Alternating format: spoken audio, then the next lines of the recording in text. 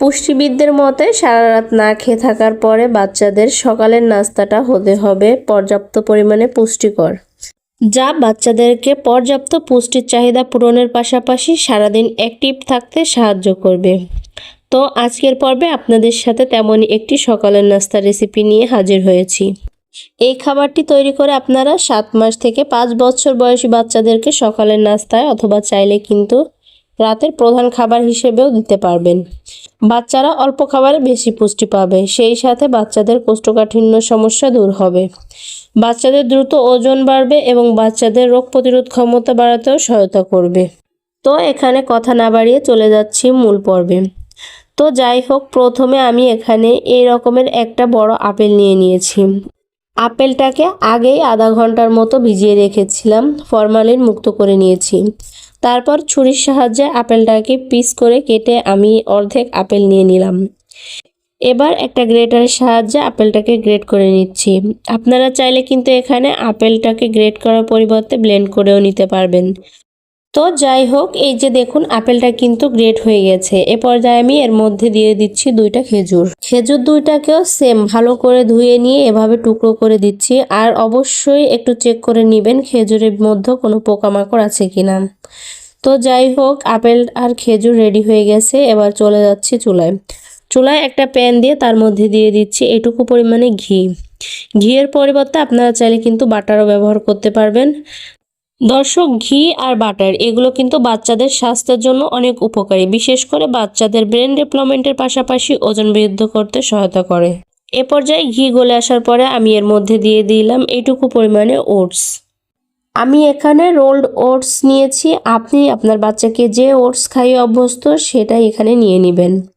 ওটসগুলোকে 1 থেকে 1.5 মিনিটের মতো ভেজে নিয়েছি। যখন সুন্দর একটা ফ্লেভার বের হচ্ছে এবং ওটসের কালারটা একটু চেঞ্জ হয়ে আসছে, এই পর্যায়ে ওটস সিদ্ধ হওয়ার জন্য আমি এখানে 1 কাপের একটু বেশি পরিমাণে লিকুইড গরুর দুধ দিয়ে দিলাম।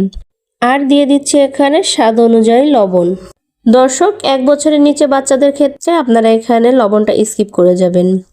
আর 1 বছরের নিচে বাচ্চাদের ক্ষেত্রে গরুর দুধের পরিবর্তে নর্মাল বিশুদ্ধ খাবার পানিটা দিয়ে ওটসগুলো রান্না করে নিতে পারবেন। তো যাই হোক, এই যে ঢাকনাটা দিয়ে ঢেকে ওটসটাকে খুব ভালো করে সিদ্ধ করে নিয়েছি। এ পর্যায়ে আমি এর মধ্যে দিয়ে দিচ্ছি আমরা যে গ্রেট করে আপেল আর খেজুরটা রেখেছিলাম সেটা। দর্শক, এ পর্যায়ে কিন্তু চুলার জালটা অফ করে দিবেন। জাস্ট খাবারের মধ্যে যে গরমটা রয়েছে এবং চুলার যে তাপটা রয়েছে তাতেই কিন্তু খেজুর আর আপেলটা সিদ্ধ হয়ে যাবে। তো এই তো নেড়ে চেড়ে খুব ভালো করে মিশিয়ে নিয়ে আমি একটা ঢাকনা দিয়ে ঢেকে এগুলোকে 5 মিনিটের মতো রেস্টে রেখে দিচ্ছি। দর্শক, আপেল আর খেজুর এই 2টা ফলই কিন্তু কাঁচা এমনিতে চিবিয়ে খাওয়া যায়, কিন্তু আমাদের অনেক বাচ্চারা আছে যে এত অলস, তারা আলাদা আলাদা এভাবে একটা ফল কোনোদিনও খাবে না।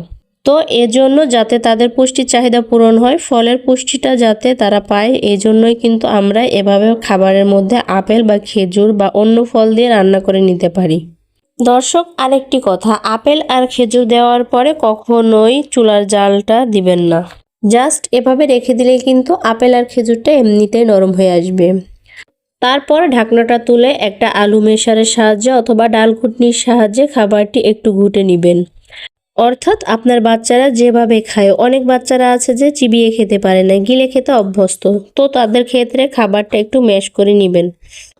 দর্শক, যে সকল বাচ্চারা ফর্মুলা দুধ খায় তাদের ক্ষেত্রে খাবারটা একটু শক্ত করে রেখে তারপর ফর্মুলা মিল্ক আলাদাভাবে গুলিয়ে নিয়ে তারপরে এই খাবারের সঙ্গে মিশিয়ে খাবারটি একটু লিকুইড করে নেবেন। এই তো তৈরি হয়ে গেল বাচ্চাদের জন্য দারুণ মজার পুষ্টিগুণে ভরপুর একটি সকালের নাস্তা। এই খাবারটি থেকে বাচ্চারা কয়েকটি খাবারের পুষ্টিগুণ পেয়ে যাবে।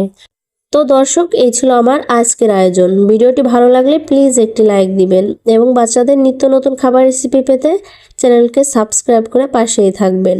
আল্লাহ হাফেজ।